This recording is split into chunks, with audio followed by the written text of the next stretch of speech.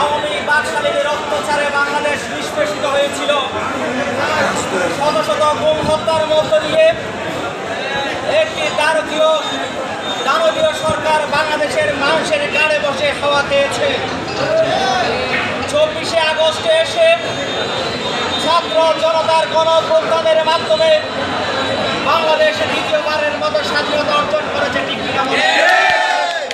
এই স্বাধীনতার ধারাবাহিকতা যদি আমাদের বজায় রাখতে হলে এই পরাজিত গণতন্ত্র বিরোধী স্বাধীনতা বিরোধী আওয়ামী অপশক্তিকে বাংলার মাটি থেকে তছনছ করে দিতে হবে।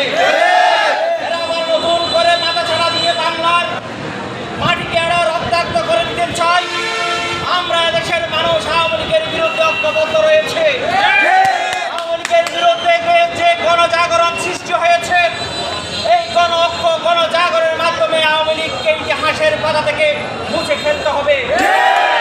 ভাইয়েরা, বন্ধুরা, যে রক্ত আমরা দিয়েছি সেই রক্ত পিতা যেতে পারে না। বাংলাদেশ জাতীয়তাবাদী দলের শত শত নেতা কর্মী গুম হত্যার মাধ্যমে আজকে বাংলাদেশের বিজয় অর্জিত হয়েছে। এই আগস্ট মাস আমাদের মুক্তির মাস, আগস্ট মাস বিজয়ের মাস, আগস্ট মাস সুখের মাস, আগস্ট মাস আনন্দের মাস। আগস্ট মাস কারো সুখদের মাস হতে পারে না। আজকে 15 আগস্ট বিজয় মিছিল হয়েছে। বিজয় মিছিল হচ্ছে সমগ্র বাংলাদেশে। আজকের এই বিজয় মিছিলের ধারাবাহিকতা আমাদেরকে ধরে রাখতে হবে।